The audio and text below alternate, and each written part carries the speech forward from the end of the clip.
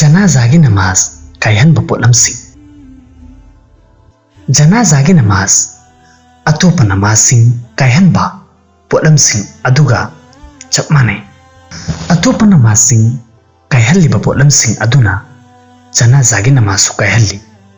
तौबतबु नुपीसिंगना मांगदा लाकपा मरमदगी जनाजागी नमाजदा अकायबा ओइदे अमसुंग जनाजागी नमाजदा खुंजेल हौना नुकलुबा मतमदा वजू कायदे तौबतबु जनाजागी नमाज अदुदी कायगनी हायरिबा फिवम असिदा अमुका हन्ना नियत तौरगा नमाज अदु हौगदबनी।